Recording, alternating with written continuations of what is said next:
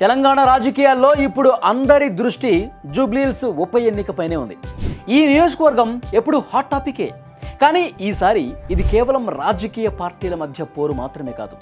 ఇది తెలుగు సినీ పరిశ్రమకు రాజకీయాలకు మధ్య ఉన్న సంబంధాన్ని తేల్చే ఎన్నికగా మారబోతోంది.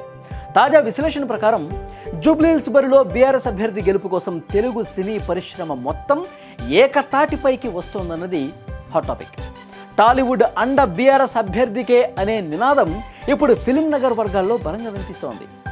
జూబ్లీహిల్స్ నియోజకవర్గం అంటేనే టాలీవుడ్.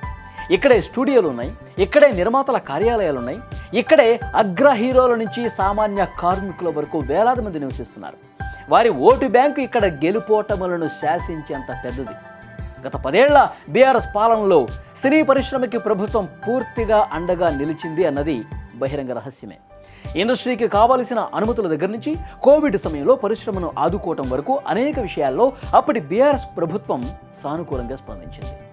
ఆ కృతజ్ఞతాభావమే ఇప్పుడు బీఆర్ఎస్ అభ్యర్థికి వరంగా మారబోతోందని అంటున్నారు.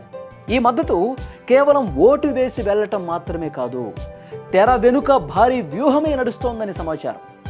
టాలీవుడ్లోని పలువురు అగ్ర నిర్మాతలు, దర్శకులు, హీరోలు ఇప్పటికే బీఆర్ఎస్ నాయకత్వంతో టచ్లోకి వెళ్లారని, ఈ ఎన్నికను ప్రతిష్టాత్మకంగా తీసుకున్నారని సమాచారం వస్తోంది.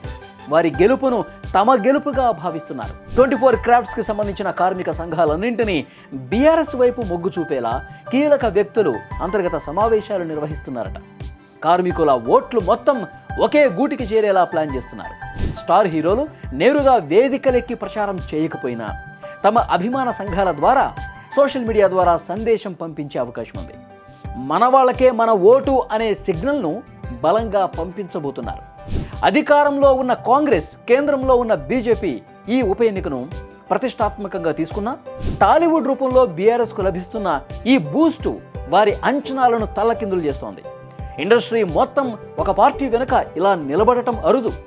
జూబ్లీహిల్స్లో గెలవాలంటే అది కేవలం రాజకీయ బలంతో సాధ్యం కాదు, ఇండస్ట్రీ గుడ్ విల్ కూడా కావాలి. ఆ గుడ్ విల్ ఇప్పుడు పూర్తిగా బీఆర్ఎస్ వైపు ఉన్నట్లు కనిపిస్తోంది. ఏదేమైనా జూబ్లీహిల్స్ ఉప ఎన్నికలో బీఆర్ఎస్ అభ్యర్థి గెలుపు బాధ్యతను సినీ పరిశ్రమ తన భుజాలపై వేసుకున్నట్లు స్పష్టమవుతోంది. రాజకీయ వ్యూహాలకు సినీ గ్లామర్ తోడైతే ఫలితం ఎలా ఉంటుందో చూడటానికి మరికొద్ది రోజులు ఆగాల్సిందే.